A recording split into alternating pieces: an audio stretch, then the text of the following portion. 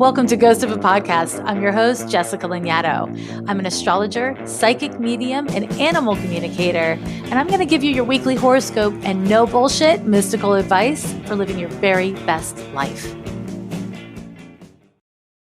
Okay, so you know that Ghost of a Podcast is recorded on Anchor, and I am a huge fan of it. Anchor is so easy to use, and it distributes your podcast for you so that it can be heard on Apple Podcasts, Spotify, and basically everywhere else that podcasts are heard. Plus, you can make money from your podcast with no minimum listenership. Seriously. Download the free Anchor app or go to anchor.fm to get started making your own podcast today.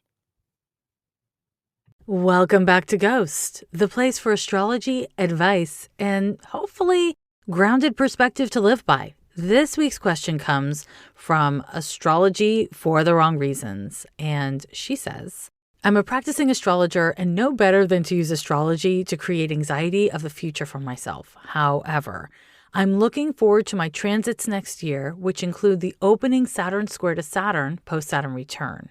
I've already been through a difficult time, losing my mother to cancer in June of this year and in process of a divorce at the same time.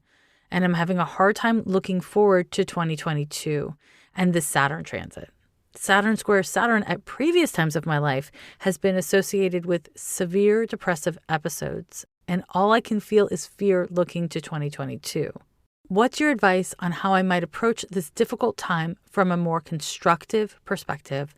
And Astrology for the Wrong Reasons was born July 12th, 1985 at 10:49 p.m. in Raleigh, North Carolina. So, first of all, I am so sorry for your loss, the loss of your mother. There are never the right words for surviving someone who you love to cancer, but, my heart is with you on that. And congratulations on your divorce. I don't know where you're landing around that, but, congratulations. And then let's get to your question. So just in case you're listening to this question and you don't understand what the opening Saturn square to Saturn transit is, basically we go through a Saturn square to Saturn twice in a Saturn cycle. The first one is the opening and the second is the closing. And in your 30s, the one that happens, the opening Saturn square to Saturn, is the first Saturn square post-Saturn return. If you have a history of having depressive episodes during Saturn squares, I can understand why you'd be scared. But I will say, generally speaking, and of course this is not true for everybody, but generally speaking, this Saturn square to Saturn that happens in the mid-30s, it's actually kind of a nice life-affirming transit, or it has the capacity to be. So let's talk about a couple of things. The first one is why previous Saturn square to Saturns have been so hard on you emotionally and mentally. The reason why is written in your birth chart. You have a natal Saturn opposition to the moon. This natal placement can indicate that you suffer from depression, but it very commonly indicates that you are a depressive person, which is different than having clinical depression. It means that when things get hard, when you feel lonely or insecure, your kind of default emotion is depressive. And that's different than having clinical depression, although over the course of time, it can kind of add up, right? What Saturn square to Saturn does every time it happens is it creates a period of critical testing. It challenges us to look at and deal with the consequences of our internal structure and the ways in which we've set up our lives, right? Saturn's really concerned with structure. And in your birth chart, because Saturn's opposite the moon, you probably have a tendency to leave your feelings and your needs and your emotions kind of at the bottom of your list, even though you're a Cancer, right? And you have a Pisces rising, very tender emo placements. But that Saturn opposition to the moon can incline you to say, well, I should take care of other people instead of myself. I should do these things instead of care for myself. I don't need to relax. I don't need to rest. I need to take care of people until you're so flat that you can't do it anymore. And what the Saturn square to Saturn is kind of meant to do is to stop you in your tracks and to show you what is or isn't working about how you set shit up. And so, this is part of why the Saturn square to Saturn that occurs post Saturn return in your mid-30s, and you will be like 37 years old when this occurs. The reason why it's often not so bad of a transit for people, not always, of course, but often, is because you just went through your Saturn return. You have learned so much about who you are and what does and doesn't work for you.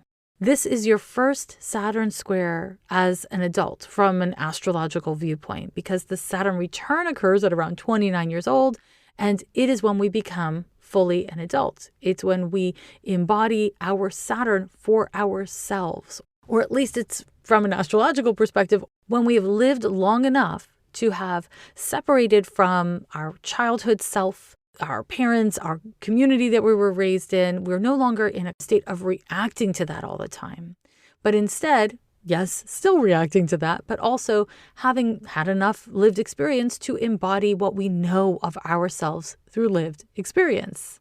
It's kind of cool. So the Saturn square to Saturn may still bring up depressiveness for you, or straight up depression. That's a risk. That's a possibility. But know this, if that occurs, it's because your system is begging you to nurture and care for it.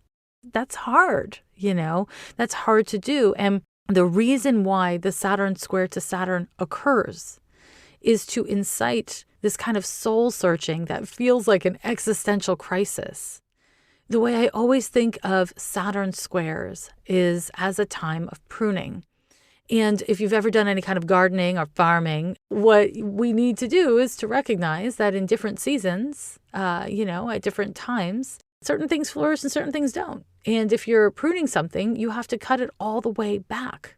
Sometimes you have to dig a thing up and move it. Sometimes you need to dig a thing up and get rid of it. But what we must be able to do is to look at the growth in our metaphorical garden and to see what is and isn't flourishing, what needs more sun, what needs more water, what needs more attention is basically what I'm saying. We are on call to give it the attention it deserves. And because humans, we're just like, oh, I'm having a great time, I'm having an easy time, I'm going to relax into this. We don't often motivate and take care of ourselves unless our ass is handed to us. And so the Saturn square to Saturn emerges to hand your sweet hiney to you on a silver platter. And it's meant to motivate you, not punish you, motivate you to look at what isn't working in how you organize your relationship to yourself, and specifically for you, because you have a Saturn moon opposition, how you organize your relationship to your own emotions, to self-nurturance, to care for yourself and others. So all to say, if we're talking about a constructive approach to this transit, knowing that it's forthcoming, the way to do it is by nurturing yourself. It's by caring for yourself. It's by looking at the ways in which you center authentic wellness, and not just like the show of wellness, not just the management of your life, but how you nurture your heart. And the cool thing about Saturn transits, and this is Real Talks 2021, okay? The cool thing about Saturn transits is we can prepare for them. It's really hard to prepare for a Uranus transit or a Neptune transit or a Pluto transit, especially Uranus and Neptune. But for Saturn wants us to prepare for the transits. That's what Saturn wants. And the way we prepare is by, going back to that gardening metaphor. It's by being willing to look constructively at our lives, internally and externally, and have a comprehensive sense of what is and isn't working for me on a material level, on a spiritual level, emotionally, mentally, interpersonally. Look at the damn levels, right? You say in your question that you've had severe depressive episodes. And within that, you may know, okay, these transits have historically triggered severe depression. And if that's the case, get ye a wonderful psychiatrist, somebody who you can talk to and doesn't just write prescriptions, someone who can support you in coping with those emotions. But also, there's nothing wrong with if you know that this is a period of your life where depression gets triggered and it is more than what you can handle with talk therapy or movement-based therapies or whatever it is that resonates for you, there's medications that can help with that, right? I don't encourage you as an astrologer, of course, I'm not a therapist or I'm not a doctor, but I don't encourage you to preemptively medicate because you actually might not need to. Being post-Saturn return absolutely means that your Saturn square cycle has started anew. And therefore, it might not at all be like it was before. We change, we grow. And the ways in which we grow over the course of life mean that the same transits that happen cyclically, like Saturn square to Saturn, will present themselves in radically different ways from time to time. I have seen many people have really difficult Saturn square to Saturn transits, and those same exact people have other Saturn square to Saturn transits that aren't that bad or that are actually constructive and good. This transit can be a time where everything kind of solidifies and comes together. All the shit you've been working on from your Saturn return to now. And here's one more hot tip. The Saturn square to Saturn is directly related to what was going on during your Saturn return. So if you look at the themes that were activated during your Saturn return, you can locate, okay, where have I grown? Where have I dropped the ball? Where have I made meaningful progress? Where do I still need to work? You can use that information and apply it to where you're at now, because that allows you to prepare for the themes that are likely to emerge during the Saturn square to Saturn. All that said, my sweet dear, I want to just acknowledge Pluto was opposite your Sun at 21 degrees of Cancer, and then opposite your Mars at 22 degrees of Cancer. And those transits were so difficult, so painful. They had so much to do with the losses in your life that there's no way you're the same person that you were the last time you experienced a Saturn square to Saturn. There's no way. And you have a moon at 24 degrees of Taurus, which means that for the rest of 2021, Pluto's trining your moon. And it has been for quite some time. What this means is that you have a lot of support astrologically for nurturing your relationship to your own emotions, to prioritizing healing. And healing not as I'm going to fix a problem, more as a relationship to the self that is ongoing. It's kind of creating a new template for relating to your own emotions and how you locate them in your life and in yourself. It's not all bad. I'll tell you that right here and now. It's not all bad. There's one more thing I think is important for me to name, and it's this. It is okay to be scared. It is healthy and normal to see something scary and experience fear as a direct result. Let's not demonize all unpleasant and difficult to bear emotions, right? It's okay to be scared. But what I want to encourage you to do when you encounter that fear is to check in with your body. Where are you experiencing that fear? How are you experiencing that fear? How do you know that you're scared? By checking in with your body, you start to be able to resource yourself. And through that action, you are happily not abandoning yourself by trying to fix yourself, by disassociating or whatever else. And when we can be good friends to ourselves through our fears, we are better empowered to not let them run our lives, right? There is nothing wrong with being scared. You just don't want to let that fear convince you that something is bad or is going to get bad, to convince you that there's even something wrong. Sometimes we're scared because of past experiences and how we project them onto the present or future. And those fears are really not about the future. They're about our unresolved relationship to the past. It's about, in your case, your insecurity that you can't cope with or you don't want to cope with, another depressive episode. And that fear, as scary as it is actually really great information. It's meant to kind of inspire you and motivate you to care for yourself, to get support in place. You can't control the future, but when it comes to Saturn, you sure as hell can prepare for it.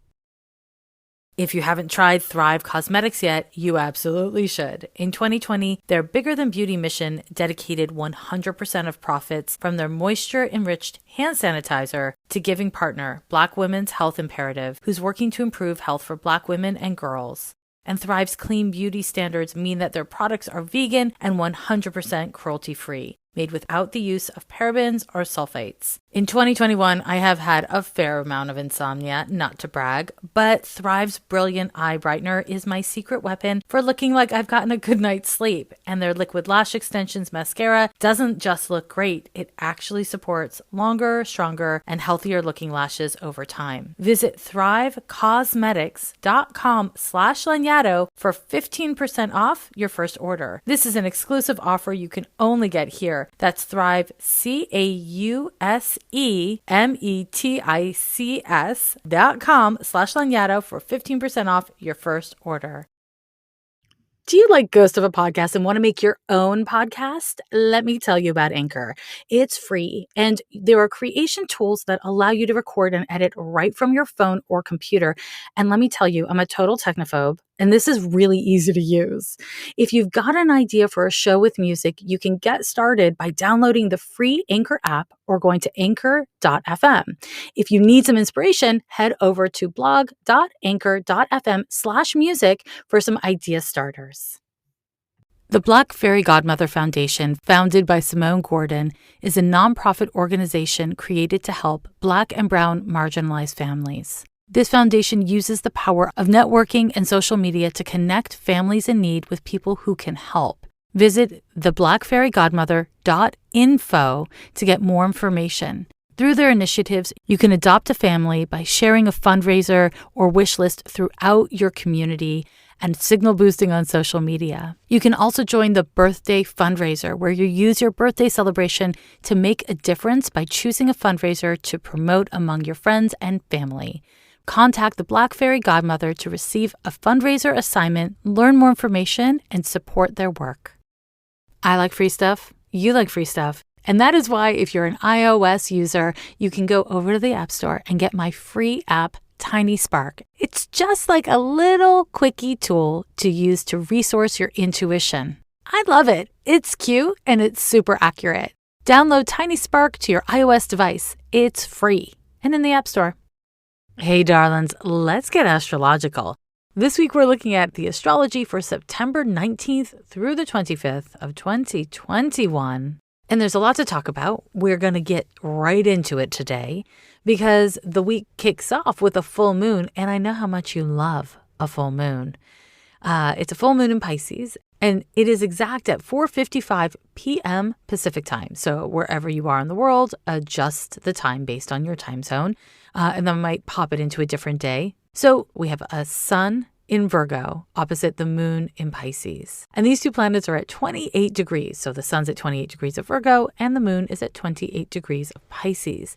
When a full moon occurs, it is a time for closure, for things coming together and getting kind of intense so that we must deal with them. And that dealing, that coping is meant to challenge us and to challenge us to grow and change by letting go of what no longer serves us.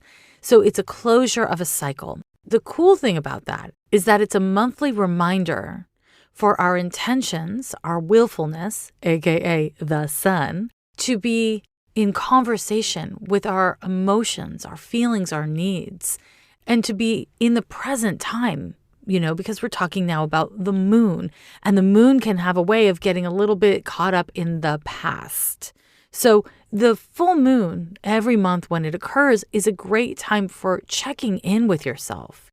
Because the sun is in Virgo, ritualistic and physically methodical sign that it is, this is a great time for doing some form of ritual work and, doing it alone, because Virgo is a sign that can be very introverted. But when we have a full moon in opposition in these two signs, we have the potential for doing meaningful introspection, not just about how you're feeling or whatever triggers it's associated from with your past, but what you're doing in the material world here and now, ritualistically, which is to say, day to day, hour to hour, what you're doing to support yourself or to support the world around you or your life in general, right? And so the full moon in Pisces is a really beautiful time for healing, and not necessarily for, massive catharsis, where something powerful happens in the external world. Sometimes the most important healing that you can achieve is a subtle but deep willingness to be uncomfortable. It can be something as personal as changing the way you talk to yourself in your thoughts. When we seek to have growth and healing, it's important that we don't apply capitalistic and aggressive approaches to our own internal world and our wellness, because that often is kind of counter to our actual goals. Give yourself some space. This is a full moon in Pisces. If you can create some space in your life to simply be with yourself and listen to yourself and to receive, whether it's your guidance or the kind of magic of your meat suit and its ability to sustain your damn life, whatever it is, to be present with and to receive the abundance of what is, and even the difficulties of what is. This can be really healing this full moon. Now, this full moon is not just about the sun and moon opposition. I've pulled up a chart for it, and there's a lot going on, unsurprisingly. A lot of it, in my view, comes down to us all questioning what is real and what is not. And you are likely to feel like an internal struggle between what you may think is real or someone might have told you is real and some past triggers.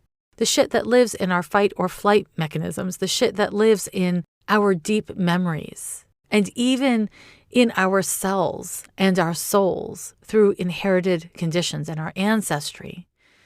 These things inform how we react to different stimulation, whether it's loneliness or trauma or fear or excitement or passion. And so I want to really, before we get into too many details of this chart, I want to encourage you to remember to check in with yourself and to not be so highly analytic that you don't listen to yourself or listen to others. Listening is a state of receptivity. It's quote unquote a passive state. It's not going out and getting it. It's not making it happen. It is receiving. And I think it's a misunderstanding of passivity to call it like a laziness or a bad thing. It is not. Passivity is a skill that we all must cultivate in our natures, based on your chart and what is right for you. But it is a thing we must all cultivate so that we can be good listeners, so that we can listen to ourselves and others, so we can listen to the flow of our lives and even to the ebb of our lives, so that we don't take each individual detail so personally. And when we're not fixating on details, what we can do is flow without attachment in the moment. We can be more interested in what's happening in the moment. And that gives us greater freedom. It gives us a broadened perspective. So, okay, back to the damn chart. Neptune is conjunct the moon in this chart. And we've also got Neptune opposite the sun. And this just makes everything confusing. This makes everything destabilized and uncomfortable. That's not great. But you know all about the sun opposition to Neptune because I talked about it in last week's horoscope. It was the transit that was exact on the 14th of September. It was just in episode 223 if you want to re-listen to it, or just look at what happened last week in your life and you'll be like, oh shit, yeah, this energy. I would like to be rid of it. Probably. Most of us would like to be rid of it. It's kind of demoralizing and exhausting energy. And to have it be a part of this full moon really emphasizes or puts pressure on that Piscean vibe. In other words, this is meant to be a time for a spiritual wellness check. Are you breathing? Are you drinking the water? I know you have tools for self-care, like spiritual tools for checking in and self-care. Are you using them? Or are you doing that like Virgo vibe thing where you're being a data collector and you're collecting tons of ideas and theories, but you're not resourcing them within yourself? You're not creating space and time within yourself to receive them and let them settle how they settle and change you how they're meant to change you, as subtly or slowly as they're meant to. This is a really strong theme of our full moon in Pisces. To add a little fun and complexity to the mix, Mars is conjunct the sun, out of sign, and opposite the moon. And this absolutely speeds up the energy. Here's the risk. The risk is, in the world, religious extremism or spiritual extremism. People acting really aggressively and defensively based on their ideologies, based on their fantasies or their strongly held convictions, right? So we may see people really acting out defensively this full moon. But guess what? Your people, so you might be defensive this full moon. You may simply feel so overwhelmed with emotion and sensation, not just feelings like emotion feelings, but also feelings like how your body holds what you're feeling, that you act defensively with yourself or others. You jump to conclusions or have some sort of a knee-jerk reaction to something. If you do that, it can get you in some trouble, right? It can point you in the very wrong direction. So it's something to watch out for. And this something to watch out for, this Mars influence, it's your damn ego. If your ego is too big or too small, it'll get you in trouble. What we want is a healthy, happy ego. And a healthy, happy ego for you might look different than it does for me. It is not meant to stay the same. No part of ourselves is meant to stay the same for our whole lives and development. Having a healthy relationship to entitlement is essential. This is going to be very important this full moon. You may have really great evidence of how your ego's not in balance, how your defensiveness functions, maybe your passive aggressiveness functions. And if you get that information, instead of dissolving into, demoralized insecurities, which Neptune can kind of incline us to do, your best move is to be humble and to be interested and to try to stay present with whatever feelings crash in around you, as our feelings so often do during full moons. And be strong enough, use your ego energies to just take in the information and allow it to permeate through you so that you can decide what you want to make of it when you feel less activated. When we feel really activated, whether it's with emotions or thoughts or sensations, it's not when we're the most clear. So carve a little space for being in your feelings this full moon / also this week / also in your life as a human ongoing.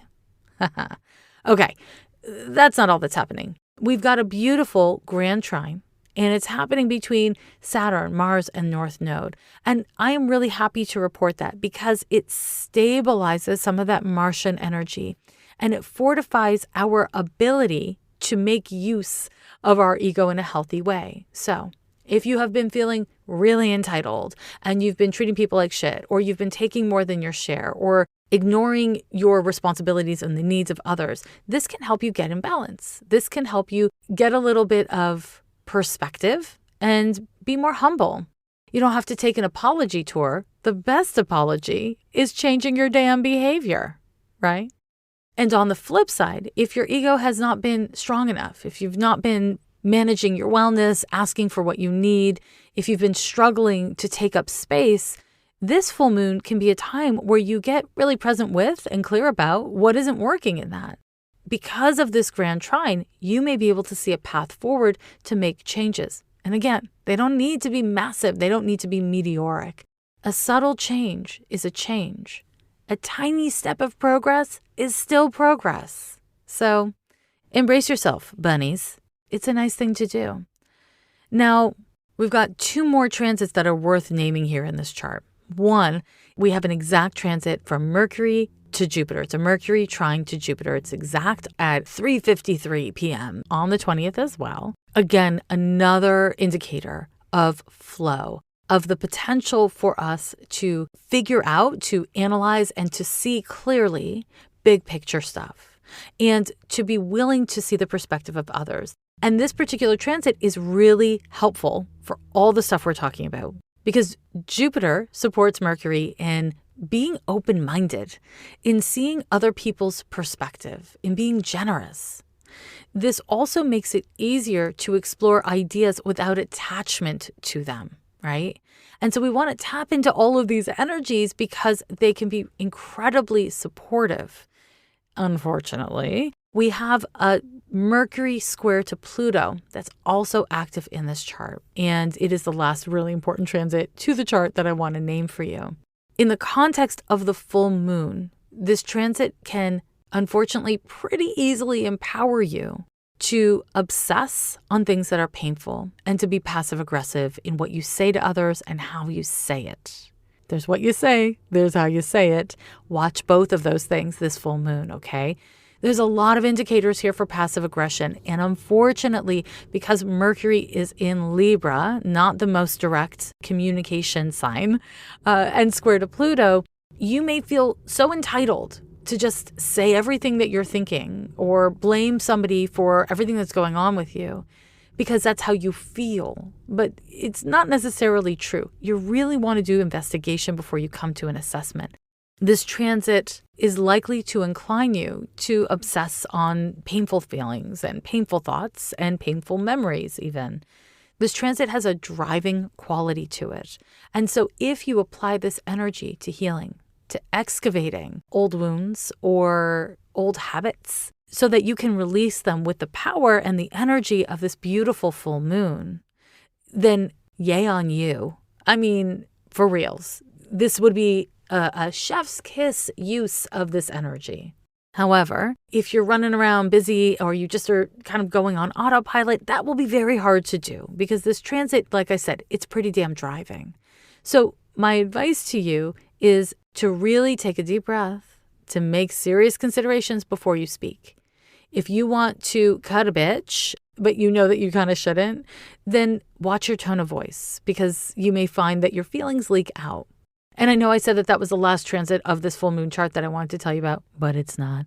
There's also a Venus opposition to Uranus. And again, it just further destabilizes relationships. And it further points to the potential of this full moon playing out really relationally. So what are you going to do? You're going to be in your feelings. You're going to honor your process. You're going to watch out for passive aggression or acting out against yourself or others. You're going to the best of your ability, stand your ground and take care of yourself if someone else comes to you with similar bullshit, right? Because you are entitled in a healthy way to care for yourself. You're going to watch your thoughts. You're not going to chase unhealthy thoughts or self-destructive thoughts. You're also going to watch what you say to other people. And, if you can't say something constructive, maybe don't say anything at all. You're also going to watch your tone of voice. You're going to be open to your relationships, including your relationship with yourself or with a habit or a thing. You're going to be open to your relationships being destabilized so that they can grow and expand and be more authentic. But you're not going to expect your interpersonal relationships to be too stable because this is not exactly the moment for all that, right? And then in the middle of all of that, you're going to wash your damn hands. You're going to wear a mask. You're going to be a good global citizen. This is your full moon reading. And I know it's a lot. So cool story. I drop transcriptions of the podcast every week. So if you need to go through that again, the transcription is up within like 24 to 48 hours of the episode dropping. So you can giddy up and go over to my website to get that, ghostofapodcast.com. Okay. That brings us to the next transit of this week. Can you believe that was just one transit? Oh, shit. Let's go. Okay, there's more. On the 22nd, that pesky Mercury-Pluto square is exact. That means we got to talk about it. You're going to be feeling it on the 20th, for sure. You're going to be feeling it probably before that, the 19th. It's exact on the 22nd. So this transit intensifies your thinking, okay? It intensifies not only your thinking, but your interactions with other people. Now, that's online. That's your friends. That's your coworkers. It's all the people. Because Mercury governs communication. It's what you say, it's how you say it, it's what you think, it's what you believe, it's how you listen, it's your tone of voice, it's what you type, it's what you read. And we all know Mercury is in its shadow period. It is not yet retrograde. That happens on the 27th, aka next week. but it is in its shadow period. So things are a little schmoogy, right? Like, have you noticed they're not super linear right now with Mercury? And so this is extra sticky, this particular transit. You may find yourself compelled, as I was talking about in the context of the full moon, you may find yourself compelled to obsess on something that feels bad or something that provokes really strong emotions. And generally speaking, this can be pretty self-destructive, or it can lead you down a really negative path. This is, as I say, every time Mercury or Venus forms a square to Pluto, it's a bad time for cyberstalking. It's a bad time because you're going to wanna. This is a bad time for gossiping. It's a bad time because you're going to wanna. But it's not healthy. It's not good for you. It's not good for your friends. It's not good for the planet. And unfortunately, wherever Pluto's concerned, things are either healthy or destructive, because Pluto doesn't do anything in between. In the context of the world, people are going to be intense. This transit can absolutely lead to misinformation and, unfortunately, destructive misinformation. And so whether we're talking about news that is unreliable or conspirituality or other conspiracy theories, you want to be on the lookout. Be a critical thinker. Use discernment. It's really important to think critically about the news you consume, the ideas you align yourself with, especially when they're really provocative. And if somebody else comes to you with some really intense ideas, fighting people on ideas, wait until you're less activated, until you're less defensive, so that you can have a substantive conversation or come up with what might be a much better approach to communicating with someone that you really strongly disagree with or that you think has dangerous thoughts or ideas. We may see some real bullshit out in the world. When it comes to Pluto, especially difficult transits to Pluto, we can expect abuses and misuses of power. So don't be the one to fuck up your use of power. And if you are, do your best to be humble and to rectify it. And if you're dealing with other people misusing their power, keep your eyes on the prize. You only have so much room for outrage in your system. You only have so much room for fighting in your life. Pick your enemies wisely. Pick your battles wisely. Do it for your nervous system. Do it for your peace of mind. Now, this transit very constructively can challenge your thinking. It can have you confronting and being willing to dismantle a problem that really needs your attention. The effects of Pluto on Mercury can spur investigation and research. It can embolden you to have the difficult conversations that need to happen. This is a really good thing. This can be a time where you achieve some sort of healing in therapy or, in a relationship where you have a conversation that lights something up that was hidden from you. And even if it's very difficult, which often it is with Pluto, it is meaningful. And it can be really liberating, right? But while we're in the kind of dregs of the transit or the struggle with difficult or painful ideas or relationships, it doesn't feel liberating. It just feels hard. What I want to encourage you to do with this transit and throughout the week is to ask yourself, if you're feeling pain or if you're in some sort of struggle or pain, is this pain helping me to heal? Is it confronting me with things I need to deal with in myself and in the world? Or is this me walking into walls for someone? Is this me, quote unquote, learning a lesson that I already know, that I've already learned, right? Not all pain is bad. There is healing pain, and then there's the pain that destroys you. If you got to choose pain, let it be the pain of healing, because that pain frees you. It brings you somewhere new. So this is a really powerful transit, even though it's not an easy one. And it will kind of do some work of dragging out that full moon feeling from a little bit earlier in the week. So emotions running wild. Thoughts running really wild. Life just dragging along, doing what it does. One last thing I'll say about this transit before we go on to the next. This particular transit is one that will come back at you.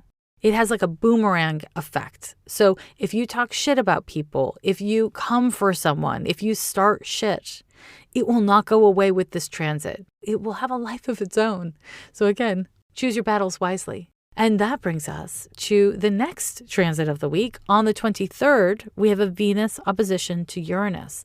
So, of course, there's an overlap with these two transits, and it can be a little bit hard to parse them apart, but I am happy to do that for you because the big picture, the synthesis of the transits of this week ends up being really relational. They're very much about relationships, and I include your relationship to yourself or to an addiction or a habit or a job or a career or whatever. It could be kind of anything, but it's specifically quite relational, this energy. Venus opposite Uranus is a destabilizing transit, and it is meant to be destabilizing. That's its very function. It is not a good time for creating security and stability in your relationships. It is a great time for questioning things, for starting something new or letting go of something that is in the way of you being authentic and you showing up as yourself. This transit increases our desire for excitement and something new. It can make you feel pretty frisky and can kind of spark excitement between you and someone else. And in particular, it can spark excitement between you and somebody you have chemistry with. If you are dating, this can be a really fun time. It can be a transit that marks a time where you encounter someone that's really different than who you would typically hook up with or flirt with. Generally, when relationships start under Venus-Uranus transits, we expect them to be in quick, out quick. You know what I mean? They bring us some sort of relational experience that is meant to teach us something about ourselves or other people. And then it's just like easy come, easy go. So don't get into future tripping. That's the trick with Uranus. You don't want to be fixated on the future. You want to be here in the present and to explore in the present. Step into adventure if you can. But this transit is not so much for creating stability and certainty. But honestly, it's fun. Now, the downside of this transit in relationships is you might flirt with somebody it's not your business to flirt with. You might overlook someone who's actually a really great person for you to be connected to. This can be a time where you feel trapped if you're in a relationship with someone and just feeling like I don't want to have to give them my time or my energy. Uranus is not the most compromising of planets, so it can kind of make you self-interested and inflexible or rigid in a way that, it'll get in the way of your happiness long term. If you need some space, if you need time alone, communicate it clearly. That's really important. Don't just act in your own self-interest, because in the context of this whole week of astrology, that will for sure backfire. This transit can feel really destabilizing to your relationship, to the idea of love and relationships. It can feel upsetting to your relationship to how you look and to your finances. So as much as possible, whatever it is that comes up this week, and especially on and around the 23rd, be willing to explore new perspectives on these themes. Locate yourself and where you are in relation to these Venusian themes so that you can let go of what's standing in your way. Sometimes the thing we really need in order to come to healing on any topic is destabilization. We need upsets to interrupt the status quo and our current approach to things so we can see things differently and then approach them differently. So if upsets or destabilizing things occur, be interested. Be interested in them. And happily, thank goodness, the last transit I'm going to tell you about of this week will support you in doing that. On the 25th, we have an exact Mars trine to Saturn. So I mentioned the Mars trine to Saturn in the context of the full moon chart, but here we have it exact. These two planets are really stabilizing when they come together because Mars is the hunter of the zodiac. Mars is, how we move forward in the world, how we engage with projects. It's our sex drive and it's how we fornicate. It's also how we navigate our bodies through the world, how we navigate our ambitions and our egos in the world. When Mars and Saturn meet, these two planets can stabilize your approach to how you do things, whether it's flirting, whether it's boning. I mean, this transit is really good for stamina if you're in the market for getting frisky. Saturn creates the stability and sustainability to Mars, which is the planet that just gets shit done. So this transit, in the context of all the other shit that's going on this week, will really support us in staying in the body, in having a healthy ego, in orienting our actions in a direction that is sustainable and healthy and helpful even. And we really need this because Venus opposite Uranus is so destabilizing that it can have you feeling scattered. Mercury square to Pluto, kind of ditto. It can have you feeling way too focused on the wrong things, or it can have you feeling scattered. Happily, the Mars trine to Saturn and the Mercury trine to Jupiter that is kind of sandwiching this week, these transits support us all in making use of the best possible potential of the rest of the transits. But you want to keep in mind that because of the full moon in Pisces on the 20th, regardless of everything else, it's going to be an emo week. You're going to feel the feelings. And those feelings may be emotions and they may be perceptions. If you're really sensitive, your psychic shit may be really overwhelming and really strong. And so, as I always say with a lot of Pisces stuff or Neptunian stuff, be mindful of your boundaries, your energy boundaries, your emotional boundaries, your interpersonal boundaries, your behavioral boundaries, all the damn boundaries, right? Because this is a lot. And how we navigate difficulty, how we navigate feeling activated or threatened, this says so much about who we really are. And if you find that you don't really like what it's saying, great. Okay, cool. That's motivation for you to make a change. Maybe not an instant change, but a change. So my loves, I know this was a lot of data. I'm going to run through the transits of the week again. On the 20th, we have a Mercury trine to Jupiter and a full moon in Pisces. On the 22nd, we have an exact Mercury square to Pluto. On the 23rd, Venus is exactly opposite Uranus. And on the 25th, Mars is exactly trine to Saturn. Now, if you're thinking to yourself, I wish I'd known that this shit was going to be so overwhelming sooner, I'll say to you this. Join me over on Patreon, my loves, because on the first of every month, I drop a bonus episode of Ghost of a Podcast that is a full month ahead horoscope. I break down all the damn major transits in advance, so you have a giddy up, so you're ready to go. Also, if you're an astrology student or a pro astrologer, make sure to subscribe to my gloriously adorable and very helpful web-based app called Astrology for Days. It's a tool for tracking transits from wherever you are in the world and taking notes so that you can establish your own relationship to the planets. You can figure out what, Venus-Uranus opposition means to you, because that shit happens kind of routinely. Okay. I want to thank you for joining me this week and every week for Ghost of a Podcast. If you haven't already subscribed, please do subscribe. If you get value from the show, do drop your 5 stars or write a review. It does make such a huge difference. Okay, but that's not all. One last thing. If you're still here with me, I want to thank you.